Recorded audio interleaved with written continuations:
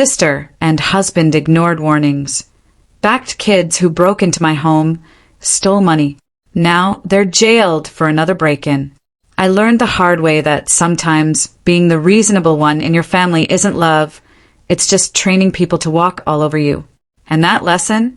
It cost me everything from my peace of mind to my windows, thanks to a betrayal that started with my own nephews.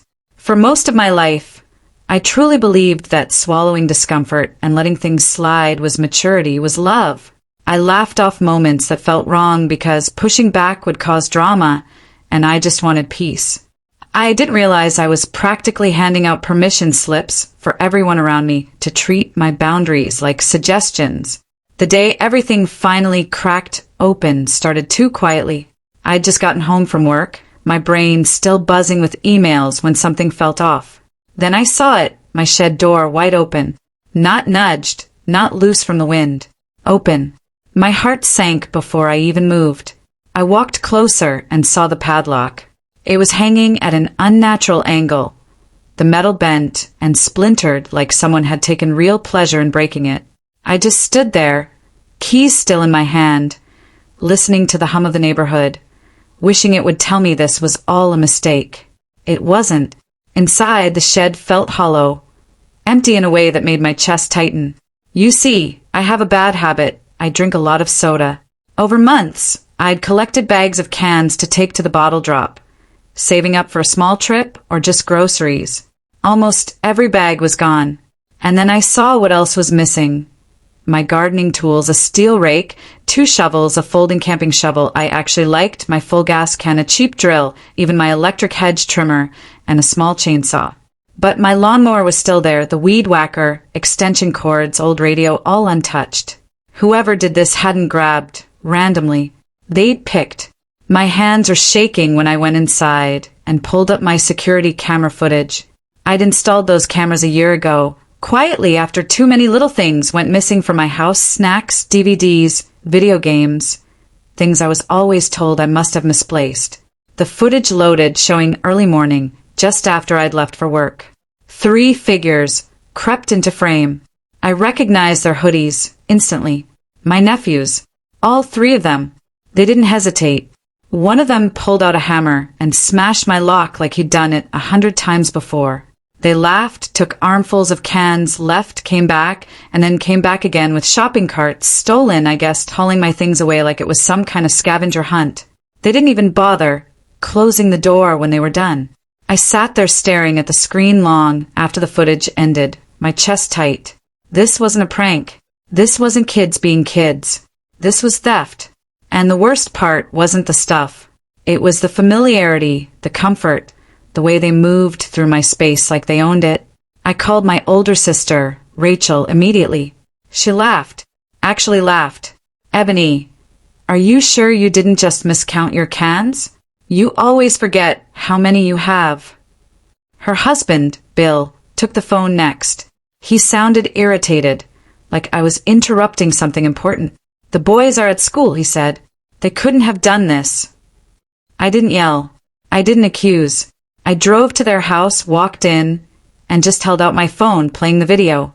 The color drained from Rachel's face. Bill went quiet. For a moment, just a moment, they were furious, shouting at the boys, demanding explanations, asking how they could be so stupid. I felt a flicker of relief. Maybe this was it. Maybe accountability was finally going to happen. Then I asked about the money. Rachel sighed. Bill rubbed his face. "They already spent it," Rachel said. "Video games, food, almost $200, I replied, "plus the broken lock." The air shifted. Suddenly, I wasn't the victim anymore. "You know, we're barely getting by," Rachel said. 3 kids, a mortgage, holidays just wiped us out. Bill crossed his arms. "You really expect us to pay you back right now?" I stared at them, stunned by how fast their anger at their kids had evaporated, redirected straight at me. This wasn't the first time my nephews had stolen from me. It was just the first time I had proof they couldn't talk their way out of. I told them calmly they owed me the money, or I would go to the police. Rachel exploded. She called me heartless, accused me of trying to ruin their family. Bill told me to get out of their house. I gave them 2 days. That night, my phone started blowing up. Messages, missed calls, accusations. By morning, Rachel told me it was my fault for tempting the boys by keeping cans in the shed. That was the moment something inside me hardened. This wasn't about money. It was about whether I was finally willing to stop being the easy one. And I was done being easy. I slept maybe 3 hours that night. Not because I was afraid of my shed being broken into again, though that thought sat in the back of my skull like a splinter, but because I couldn't stop replaying Rachel's words. You tempted them. Like I was the one who swung the hammer. Like I'd stood in my own driveway, sprinkling cash on the ground and whistling for children to come take it. That sentence was so unfair. It almost felt surreal. Like if I said it out loud, it would sound ridiculous enough to break the spell. But in Rachel's mouth, it wasn't ridiculous. It was true. At least true enough for her to cling to. By morning, my phone looked like a war zone. Rachel, you're seriously going to do this? Bill, we're family, Ebony. Rachel again, you know what kind of year we've had. Then a text I didn't recognize at first, because it came from a number saved under a nickname. You got her cans back. LOL. My oldest nephew, Dylan. I stared at that one for a long time. Dylan was the ringleader. Always had been. The kid who could turn anything into a game, even cruelty. He'd been the one to show his brothers what rules were optional if you were bold enough. I hadn't answered anyone yet. I told myself I was waiting for them to calm down, for the grown-ups to take the lead. I'd set a clear boundary. 2 days to figure out how to repay me. In my head, that was generous. By lunchtime, the generosity was being treated like a threat. Rachel called again. I answered because some small, stupid part of me still wanted her to say, "You're right. I'm sorry. We'll make it right." Instead, she said, "Mom thinks you're being extreme." That made me go cold. Our mother was the family's gravity. What she believed became the version of reality everyone else settled into. If she thought I was extreme, the rest of the relatives would follow. Mom knows what happened. I asked. Of course she does. Rachel snapped. And she said you should have handled it privately. You want the boys working it off? Fine. But police, come on. 2 nights later, I had friends over. Nothing wild, just a movie, takeout, the kind of quiet company that feels like an anchor after weeks of tension. Halfway through the film, there was a knock at my door. I checked the camera. Rachel and Bill stood on my porch. They looked exhausted, smaller somehow, like the confidence they used to weaponize had finally run out. I opened the door but left the screen shut. What do you want? I asked. Rachel swallowed hard. We're tired of fighting, she said. Everyone's against us, even Mom. That made my chest tighten. Our parents didn't make empty threats. Apparently, they'd told Rachel and Bill that if they didn't start actually parenting their kids, they'd be stepping back completely. Bill slid an envelope through the narrow opening in the door. Inside were 10 crisp $50 bills. From my personal savings, he said, not the joint account. I looked at the money, then back at them. We're not asking you to drop everything, Rachel said quickly. We just want peace. I'm still pushing for community service, I replied. That's it. They both exhaled at the same time, like they'd been holding their breath for days. Fine, Bill said. We'll cooperate. They left without yelling, without accusations, without slamming doors. It felt surreal. My friends stared at me like they'd just witnessed a hostage negotiation. You did the right thing, one of them said. I nodded, but something inside me stayed guarded. Because peace, bought with desperation, isn't peace. It's a ceasefire. Over the next few weeks, I heard updates through my parents. The boys lost their TV. Video games packed away. Supervision tightened. Rachel insisted they were dealing with it. I dropped the lawsuit. The nephews still had court dates ahead of them. That part wasn't mine to control anymore. And for a moment, a brief, dangerous moment, I wondered if maybe this was it, if the worst was over. I didn't know then that Dylan was still angry, that consequences hadn't humbled him. They'd just given his rage a new target, and soon he was going to make sure I knew it. The first night after everything went quiet, I slept with the lights on. Not because I thought someone was coming. I told myself I was just tired, that my body was still running on adrenaline. But because silence felt suspicious now, like the calm before a storm you don't realize is forming until the sky splits open. Weeks passed. Court dates came and went. Community service hours were assigned. From what I heard, the boys were being put to work cleaning parks under the supervision of a man who didn't tolerate attitude, a retired drill sergeant. Apparently, I should have felt relief. Instead, I felt watched. Dylan didn't take the punishment the way his brothers did. The younger two complained, sure, sore arms, early mornings, but they adjusted. Dylan fought every instruction, argued, yelled, blamed everyone else, blamed me most of all. I heard this secondhand, of course. Rachel and Bill didn't talk to me directly anymore unless it was unavoidable. When they did, it was stiff, clipped, like every sentence had to step carefully around the truth they didn't want to face. The truth was simple. Dylan believed this was my fault. And people like Dylan don't sit with that feeling quietly. It was just after midnight when the noise woke me. At first, I thought it was thunder, a dull, heavy bang that rattled something in the house. I lay there, heart pounding, listening. Then it came again. Bang, bang, metal on metal. I slid out of bed and crept to my bedroom window, every nerve screaming at me to stay hidden. The backyard was washed in pale light from the motion sensors. And there, by my shed, was a figure. He was wearing a mask, tall, lean. Something glinted in his hands. Hammers, plural. I watched, frozen. As he swung at the new lock, the reinforced one I'd bought specifically so this would never happen again. It didn't break, but the force bent it cracked the door frame, sent sharp echoes slicing through the night. My hand shook so badly I nearly dropped my phone as I dialed 911. I think someone is trying to break into my shed, I whispered, crouched by the wall. They have a weapon. The operator told me to stay inside, to lock my doors.